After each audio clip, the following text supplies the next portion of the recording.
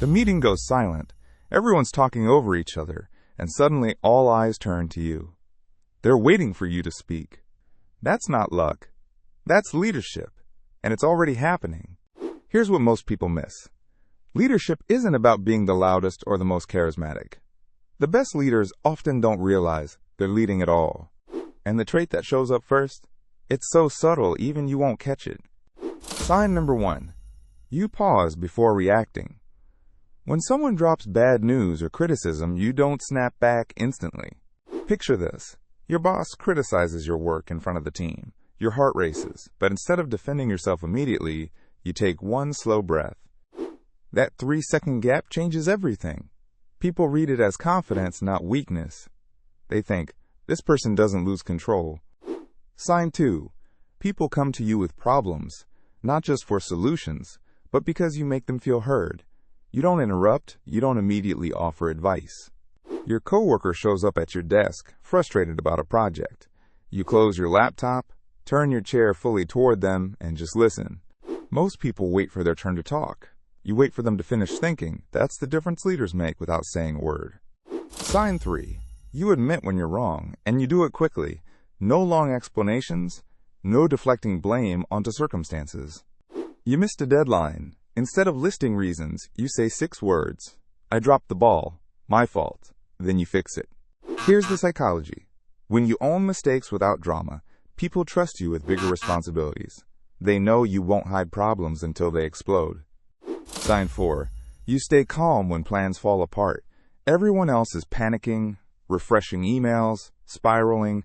You're already thinking 2 steps ahead.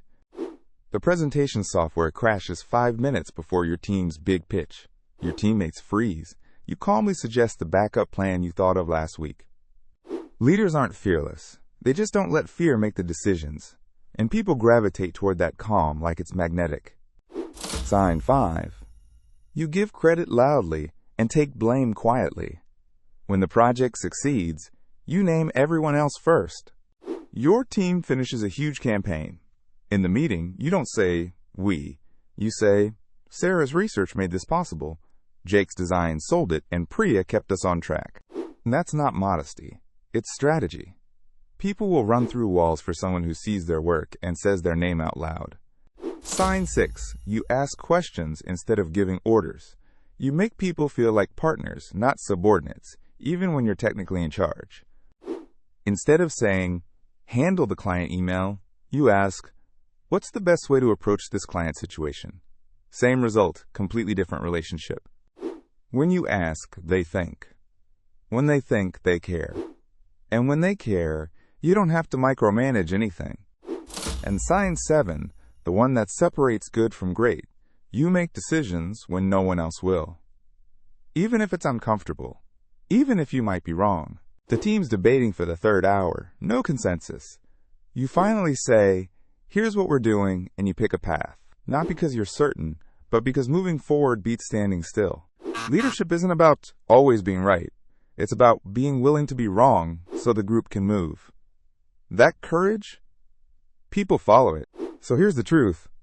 If even 3 of these signs show up in your life, you're already leading. You just haven't given yourself permission to see it yet. If this hit home, subscribe.